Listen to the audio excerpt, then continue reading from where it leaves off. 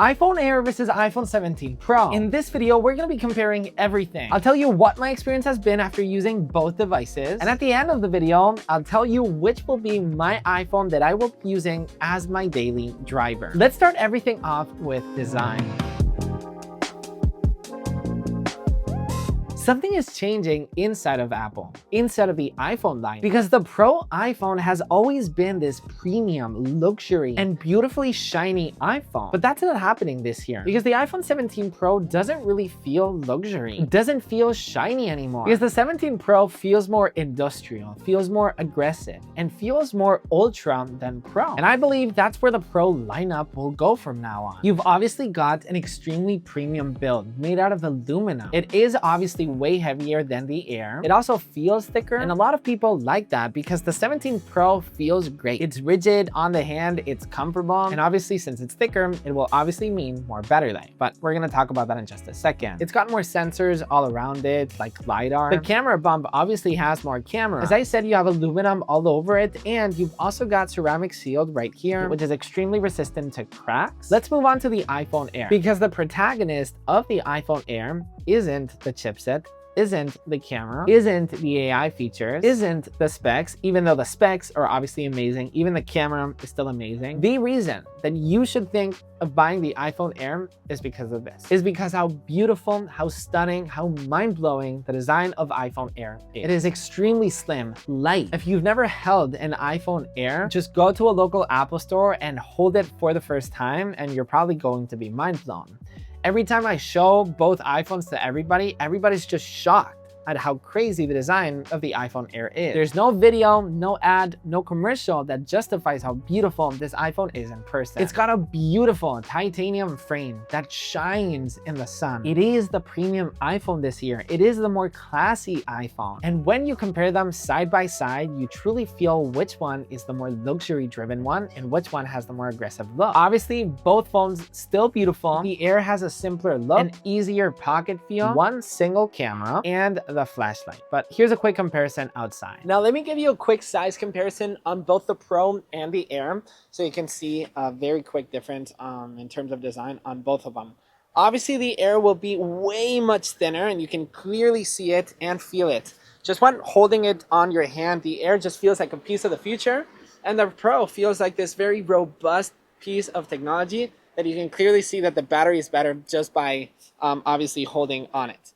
Now, in terms of ports and on buttons, you do have power button, you do have camera control on both of them, you do have the accent button and volume controls, you do have a SIM tray on the iPhone 17 Pro depending on specific regions, and iPhone Air is eSIM only. In terms of the back, you've got 3 lenses and a LiDAR scanner on the Pro, and on the Air you've got one single camera and flashlight obviously on both. You do have aluminum on the back, and on the Air you do have the new ceramic shield too, and on the Pro ceramic shield 2 is only over here. Also, something that I wanted to quickly mention is that the Air does tend to get way much dirtier, obviously because it's shiny, beautiful, polished titanium, and this is kind of like a more matte finish that will obviously feel way much more clean.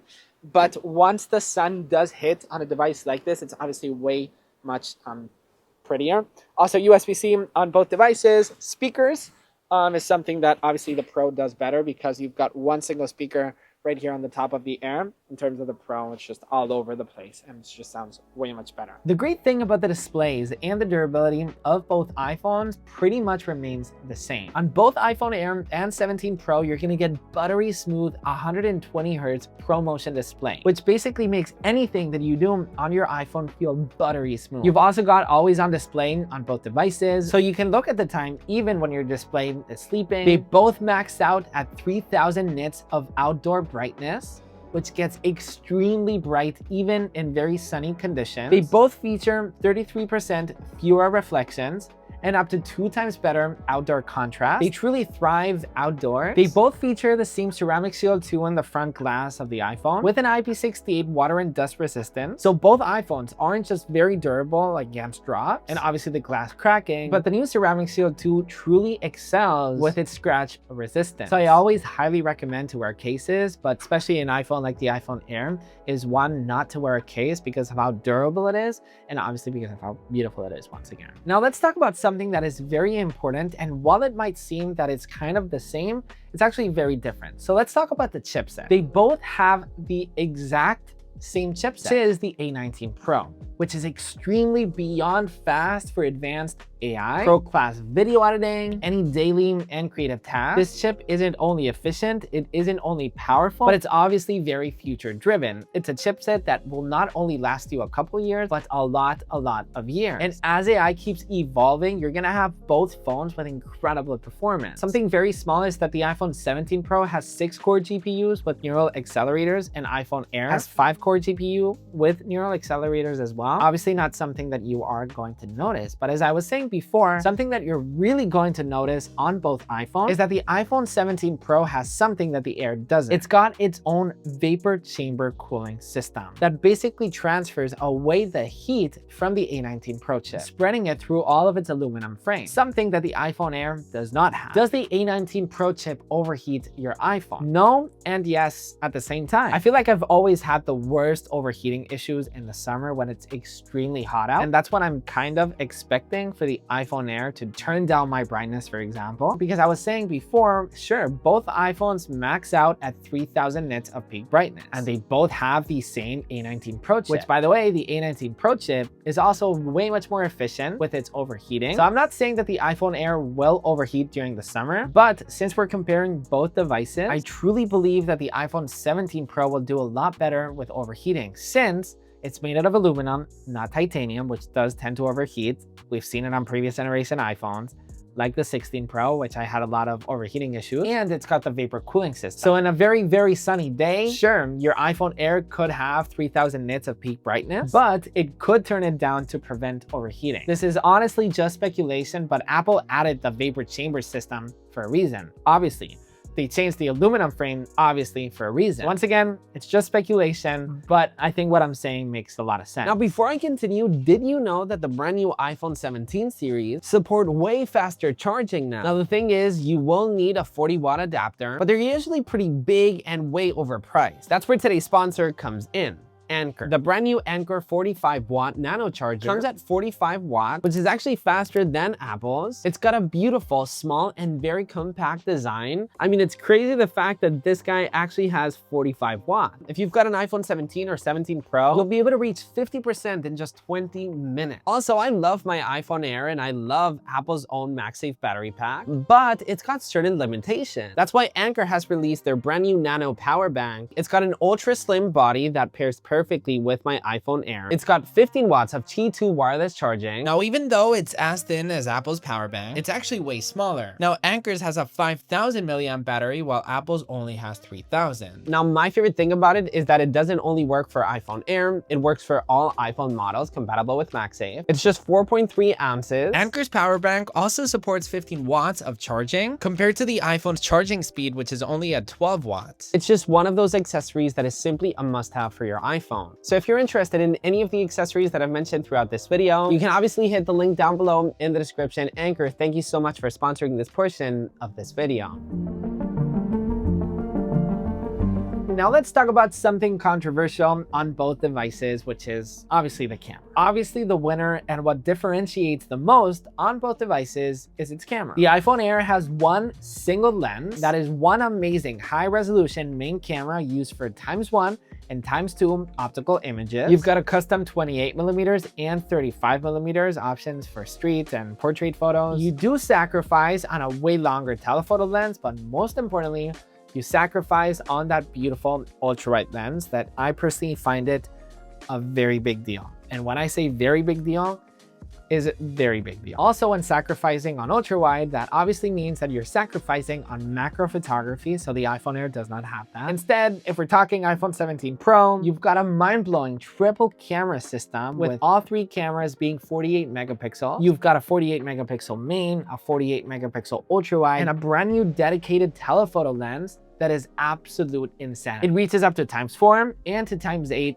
optical quality images. The results that you get in images like these are absolutely astonishing. Now, the question that I'm gonna ask you, and a question that I often ask myself, is how often do you use a telephoto lens? How often am I personally going to use that ×8 zoom? It's a question that I ask myself a lot. My answer is that not often, but when you do use it, it is definitely a joy to use. In terms of the front-facing camera, you do have the brand new features. So the sensor on both cameras is now a square compared to vertical, which basically allows you to shoot horizontal images while still maintaining your iPhone vertically. This is extremely useful, especially let's say you're recording yourself, for example. See, I almost dropped it. You kind of hold it in this weird angle, which is a position that you don't really use. And also when you're shooting images like this, people often look at themselves instead of looking at the camera. So you often have photos of people not looking at the camera. So now that has been solved. So you can just simply take selfies like this horizontally. Also on both front-facing cameras, both of them are way much more ultra-wide now, which is absolutely incredible. And it gives you results like this, which is selfies that are way much more ultra-wide. You do have center stage on both iPhones. All of the camera features that you would expect, photographic styles, a phenomenal flash. You do not have this right here, which is LiDAR, which basically gives your iPhone a lot of information in terms of depth, and that converted to real life scenarios. The iPhone Air provides depth in images digitally, and instead with the iPhone 17 Pro, it uses the LiDAR scanner, so you will obviously have better portraits on the 17 Pro. The bokeh will simply be more realistic. Now, if we talk about video, which is definitely one of the best strengths on iPhone, on both devices, you get 4K at 60 FPS video with Dolby Vision. They both have action mode, spatial audio capture, wind noise reduction, audio mix editing options, and more. The 17 Pro definitely has a lot of advantages with video though, because the 17 Pro can shoot 4K at 120 frames per second. That provides this beautiful slow motion shots while still maintaining HDR. It's incredible the results that you can get from it. You get spatial recording at 1080p at 30 frames per second, so you can record video and then relive those moments on Apple Vision Pro. You get ProRes and Apple Lock 2 recording with external USB-C SSD capture, which basically allows you to capture way much more detail in video rather than shooting standard video. For color grading, it really truly makes a difference. You've also got macro video, so you can get really close to objects. It actually captured these beautiful ants really up close, and it's just a crazy video that you would never expect to come out of an iPhone. You also have more microphones on the 17 Pro, which is way better, obviously, for the sound of your videos, for better voice isolation and ambience control. And you've also got better image stabilization on 17 Pro. Battery, another kind of controversial topic on both devices. So obviously, by having such a thin design, you're gonna have a worse battery life compared to the 17 Pro. But it's not bad. It's not amazing either. I'd say it's a standard battery that you would expect from an iPhone. iPhone Air has 27 hours of video playback, which is basically the same as a standard iPhone 16 Pro, which is the iPhone that I've been using all this year. And it is a decent battery life. It's not a battery life that you should be proud of, but for this design, Apple fitting this much battery life in this thin design is actually quite impressive. Apple also does sell an external MagSafe battery pack that will get you up to 40 hours of video playback combined. It is extremely thin, and if you measure the width of the device with the MagSafe battery pack, it's pretty much the same as a standard iPhone. But then the real magic happens with the 17 Pro and the 17 Pro Max. So the 17 Pro Max has 39 hours of video playback, which is crazy. It is definitely the best battery life that Apple has ever added to an iPhone. And that's not something that you say often about iPhone, that one of its biggest strengths of an iPhone is its battery life, because battery life is usually not the iPhone strengths, but it is this year with the 17 Pro Max. And the 17 Pro also has phenomenal battery life, coming at 33 hours of video playback. You get fast charging on all three devices, but you get slightly faster charging via wired on the 17 Pro. With a 40-watt adapter, you can get up to 50% charge in just 20 minutes.